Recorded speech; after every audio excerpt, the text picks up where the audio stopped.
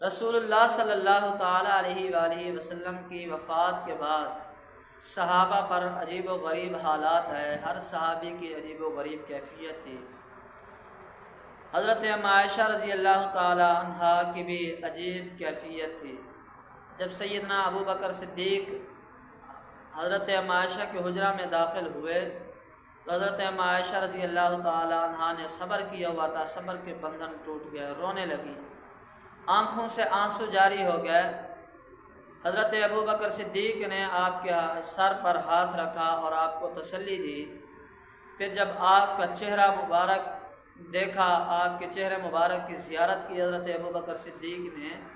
تو ان کے بھی صبر کے بندھن ٹوٹ گئے، ان کی آنکھوں سے بھی آنسو جاری ہو گئے۔ پھر آپ کے پیشانی پر بوسہ دیا اور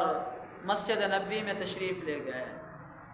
حضرت عمر کی یہ حالت تھی کہ فرماتے ہیں کہ جو مجھے آ کر یہ کہے گا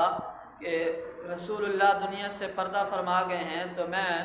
اس کے گردن جو ہے وہ کاٹ دوں گا، انا اقتلہ، میں اس کو قتل کر دوں گا۔ حضرت عثمان غنی کی کیا کیفیت تھی کہ وہ جہاں بیٹھے تھے وہیں پیچھے دیوار کے ساتھ انہوں نے ٹیک لگائی، اور کوئی آ رہا ہے جا رہا ہے ان کو سلام کر رہا ہے، ان کو اس بات کی کوئی خبر نہیں تھی، رسول اللہ کا غم لیے ہوئے۔ حضرت علی رضی اللہ تعالی عنہ کو جب معلوم ہوا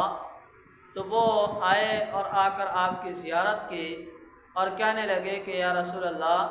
اگر آپ نے رونے سے منع نہ کیا ہوتا تو میں آج اتنا روتا کہ اپنے آنسوؤں سے آپ کو غسل دیتا۔ اس کے بعد حضرت ابو بکر صدیق نے خطبہ دیا اور خطبے میں آیت مبارکہ پڑھی وما محمد الا رسول، اور اس کے بعد پھر فرمایا من کان یعبد محمدا، کہ لوگوں سن لو جو بندہ محمد مصطفیٰ کی عبادت کرتا تھا فإنہ محمدا قد مات، تو وہ سن لے کہ محمد مصطفیٰ وفات پا چکے ہیں۔ من کان یعبد اللہ، جو بندہ اللہ کی عبادت کرتا تھا فإنہ حی، اللہ پاک زندہ ہیں، لا یموت، ان کو کبھی موت نہیں آئے گی۔